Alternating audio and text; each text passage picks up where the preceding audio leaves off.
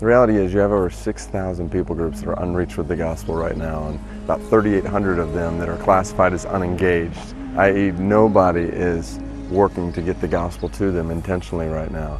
This is not acceptable for us as a church. There's a sense of urgency in fulfilling the Great Commission, because people are not going to come into the kingdom unless they have the opportunity to hear the gospel of Jesus Christ. If you were standing on the edge of a cliff over which 1.7 billion people were destined to fall to their death, wouldn't you do something?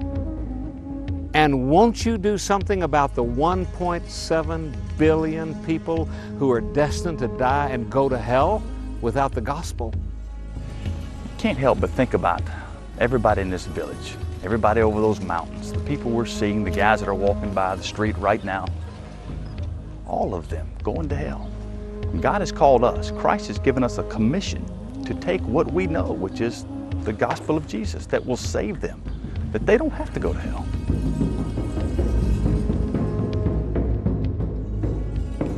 Well, the Great Commission's been given to the local church, and so it's not the task of the IMB to accomplish the Great Commission. It's the task of 40,000 plus churches to come together and to do this work.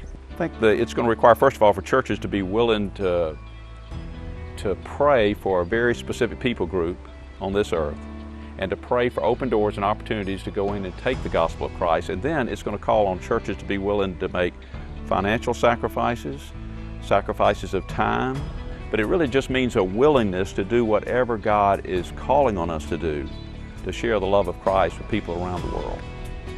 Yesterday we had the opportunity to go amongst an unreached people group of nomads in the middle of the desert, and to sit down with a group of men under a tent and share the gospel through the picture in Luke 15 of a shepherd who leaves 99 sheep to go after the one. And these guys understood that picture. And so to think about how God does love these men and this people group enough to go after them, to seek them, and the reality that I, as I'm sitting there sharing the gospel with them, have the opportunity to be an expression of a seeking Father's love to them. And then to think about all of these other people groups that are isolated. They're unreached because they're difficult to reach.